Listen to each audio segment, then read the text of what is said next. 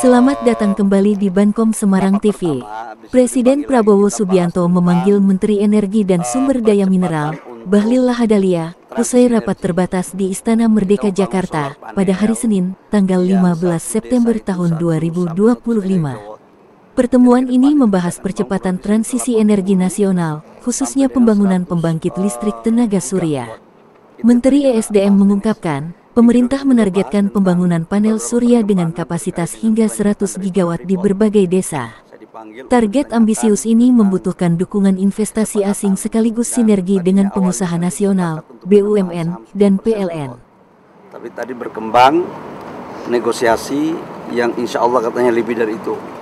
Nah, saya diminta untuk bisa melakukan komunikasi percepatan, dan kalau itu sudah fix, insya Allah Freeport akan kita mempertimbangkan untuk melakukan kelanjutan daripada kontrak.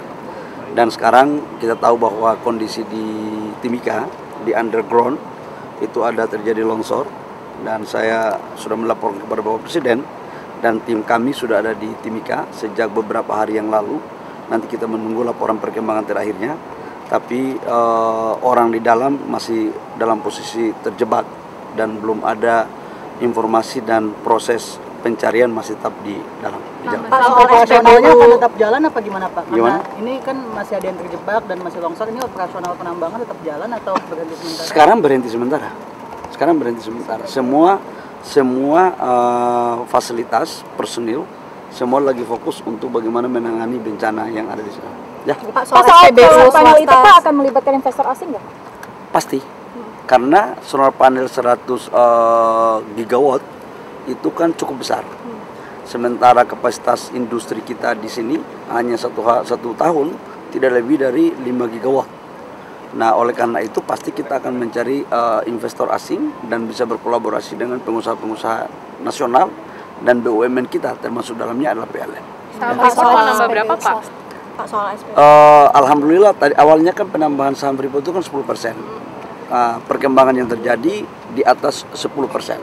Berapa pastinya nanti saya akan umumkan setelah tanda tangan proses perpanjangan. Harganya murah Pak, harga sahamnya? Untuk 10% lebih itu tidak, biayanya sangat murah sekali, karena valuasi asetnya kan kita anggap itu sudah nilai bukunya sangat tipis sekali. Tetapi itu kan terjadi untuk sampai dengan 2041, dan sekarang perhitungannya lagi dijalankan. Target pembelian saham rampung kapan Pak?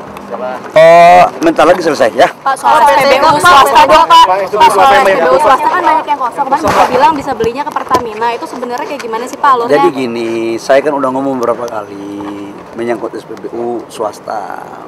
Yang pertama, SPBU swasta itu sudah diberikan kuota impor 110% dibandingkan dengan 2024. Ini biar clear ya, kita sudah memberikan kuota impor 110%. Jadi sangatlah tidak tepat kalau dikatakan kuota impornya tidak kita berikan.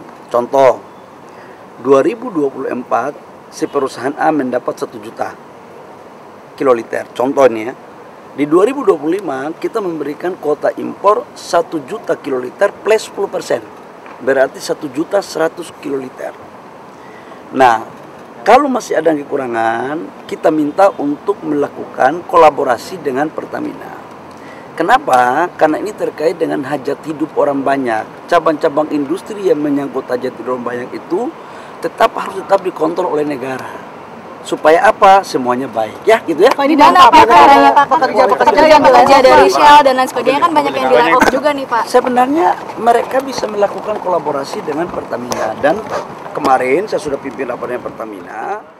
Selain soal transisi energi, pembahasan juga menyentuh negosiasi dengan Freeport. Pemerintah menargetkan percepatan komunikasi agar hasil negosiasi bisa segera difinalkan. Bankom Semarang TV melaporkan.